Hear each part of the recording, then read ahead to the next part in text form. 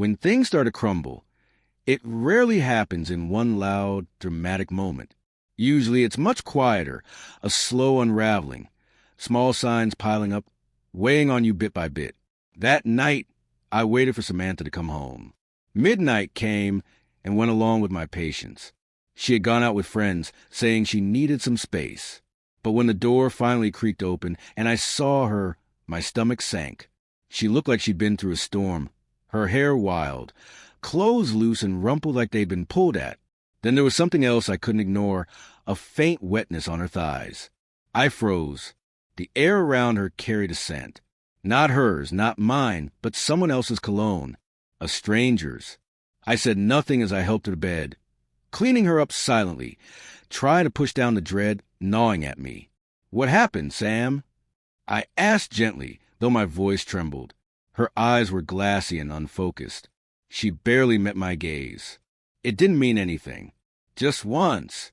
"I'm sorry," she whispered, her words thick with alcohol. Those words hit me harder than anything else could. Sorry for what? I wanted to scream. I needed answers, but didn't press her. Not then. Not while she was like that. I swallowed my questions, my anger, my heartbreak. I tucked her in and slipped out of the room, barely able to breathe. Part of me clung to hope that there was some misunderstanding. But deep down, I already knew something had happened. Something that might be unforgivable. By morning, when the alcohol had worn off, I knew it was time to face the truth. I hadn't slept. My mind replayed everything. Her words, the scent, the way she looked. I sat at the kitchen table. Photos spread before me like silent accusations. Samantha appeared slowly, still wearing the same crumpled clothes from the night before. Her eyes were red, heavy with exhaustion and guilt. She froze when she saw the pictures I had taken. Not to shame her, but because I needed proof, something real when my thoughts felt like a nightmare. Close-ups of stains, a faint handprint near her waist. I didn't want to believe it, but there it was, evidence I couldn't ignore. "Do you even remember what you did last night?" I asked, voice low, aching, not angry. Her face crumbled, and she broke down right there in the kitchen. Tears streamed down as her shoulders shook. "I'm sorry," she whispered. "It was a mistake. I didn't mean for it to happen." I couldn't take it anymore. "A mistake?" I repeated, cutting her off. "You didn't just stumble into this. You made a choice. You went to that bar, got drunk, and let someone else touch you." She tried to explain, blamed the alcohol, said she wasn't thinking clearly, but it didn't matter anymore. Her apologies felt hollow, like they weren't meant for me, but for herself to ease her own guilt. That realization gutted me more than anything. "I need some air," I said, standing up. I couldn't stay there watching her cry for herself. I walked out, leaving her alone with the damage she caused. You don't just brush something like this under the rug. Not when trust shatters. Not when your whole world feels like it's crumbling beneath you. I tried to bury the questions, but they clawed their way back. Who was he? Why her? And most of all, how long? Her confession was messy, but one name slipped out. Adam. That was all I needed. With social media. It didn't take long to find him. Adam was exactly what I expected. Clean-cut, smooth-talking, the picture-perfect type who could get away with anything. What hit me harder was realizing he wasn't a stranger. Samantha followed him. He followed her. This wasn't a one-time accident. It was a connection. Then I discovered something that made my stomach twist. Adam was married. Not just married. He had children. His social media was a highlight reel of domestic bliss. Family vacations, birthday parties, weekend barbecues, warm morning routines. He looked like he had it all. But then again, so did I. Until now, the more I looked, the clearer it became. This wasn't random. It was planned. I needed more. I needed the full truth, even if it shattered me. So, when she was asleep, I went through her phone. I told myself it was for closure, but maybe it was desperation. The messages were brief, casual, but damning. Adam had known she'd be at the bar. Their texts were light, teasing, just enough to show they shared an understanding. He showed up because she'd be there. It wasn't coincidence. It was arranged. My hands shook as I read. They hadn't spelled out every detail, but they didn't have to. I saw enough. It wasn't some drunken mistake. It was deliberate, calculated, and that broke me all over again. It was obvious they both knew exactly what they were doing. Watching them together left no doubt. That was when I made my decision. Adam's wife deserved to know who her husband really was. She had a right to the truth just like I did. After confronting Adam, my next step was to focus on Samantha. The divorce was already in motion, but I needed closure before I could fully move on. I had his name. I had the proof. Now I had a plan. This wasn't about revenge. It was about doing what was right. I wrestled with whether to reach out to Adam's wife, Charlotte. Some might say it wasn't my place. But I didn't see it that way. She had every right to know. I sent her a message carefully worded, asking if we could meet. She replied the same day, and we arranged to meet at a quiet cafe downtown, a neutral spot where emotions wouldn't spiral out of control. When I arrived, Charlotte was already there, sitting alone at a small table. She had a calm, understated presence, dark hair pulled back, dressed simply, but with a nervous energy that gave her away. She seemed confused, but greeted me kindly. The moment she mentioned Adam, I saw the affection in her eyes, which made what I was about to say even harder. I didn't soften the blow. I told her directly. Her husband had been having an affair with my wife. Her smile disappeared instantly. Her hand trembled as she lowered her cup. For a moment, she just stared at me as if she couldn't quite comprehend what I just said. Then I laid out the proof.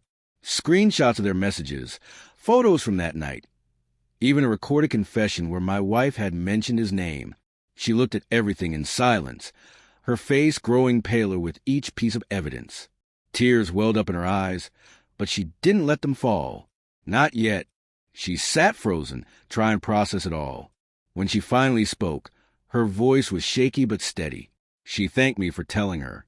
I nodded and stood up to leave. There was nothing left to say. What happened next between her and Adam was their problem to handle. As I walked away, a storm of emotions churned inside me. Anger, relief, guilt. But I knew my focus had to be on reclaiming my life and starting by letting go of what remained in my marriage. Back home, everything felt different. The house didn't feel like home anymore. Samantha moved through the rooms like a ghost, weighed down by guilt. I could see it in every glance and every word she said. She was desperate to make things right. Tears, please, promises. She said she'd go to counseling, do whatever it took to fix us. Please don't give up on us, she whispered repeatedly. She left little notes everywhere, hidden in my coat pockets, on my pillow, that said things like, I love you and I'll never hurt you again. At first, I read them, then I stopped. She started cooking my favorite meals every night, hoping to bring some sense of normalcy back, but I couldn't sit across from her and pretend nothing had happened. Part of me wanted to believe her, to forgive, to save what we had built. But every time I thought of her, I saw someone else.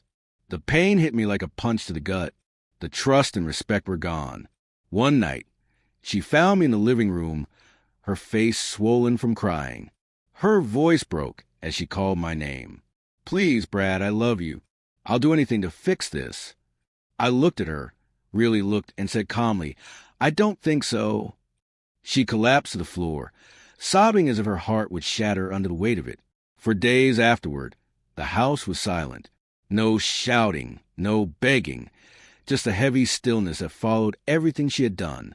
I had hoped counsel might give us clarity. But deep down, I already knew some wounds couldn't be healed. During those quiet days, I focused on preparing for what came next.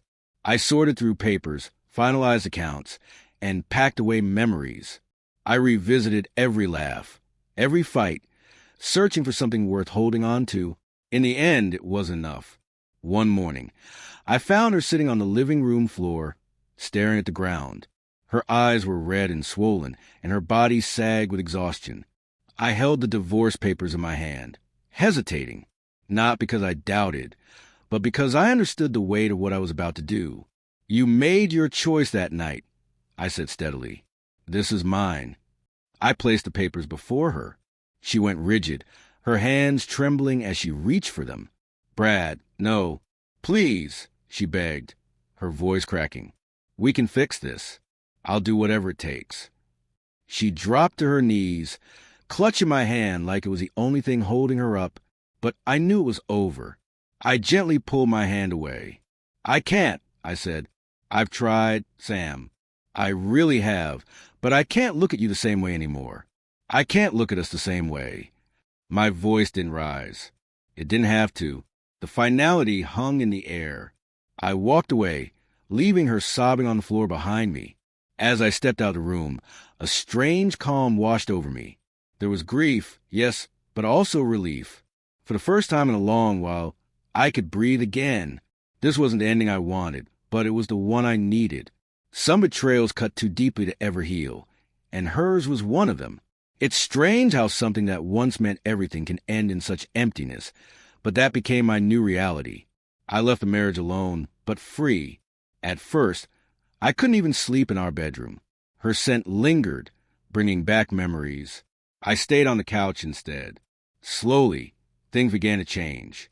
I shifted my focus from what I'd lost to what I could build. I got new furniture, rearranged things, repainted the walls. It wasn't just about changing the space. It was a declaration. This is mine now. I wasn't just rebuilding a house. I was rebuilding myself. The cracks were still there. The scars remained. But over time, the pain lessened. In their place, something new began to grow. Peace. I don't know what became of Samantha. After we signed the papers, we stopped speaking. I heard bits and pieces that her life was difficult. And maybe that was as it should be. People say time heals all wounds, but I don't believe that. Time doesn't erase pain. It just teaches you how to live with it. For me, healing meant learning to embrace solitude. I'd rather have quiet peace than a life shadowed by betrayal. As for Samantha, I hope she learns to live with her choices. Not for me, but for herself. In the end, we both lost something. I lost a woman I thought I knew. She lost the life we had built together. But the difference is, I found something in return. I found myself, and that made every painful step worth it.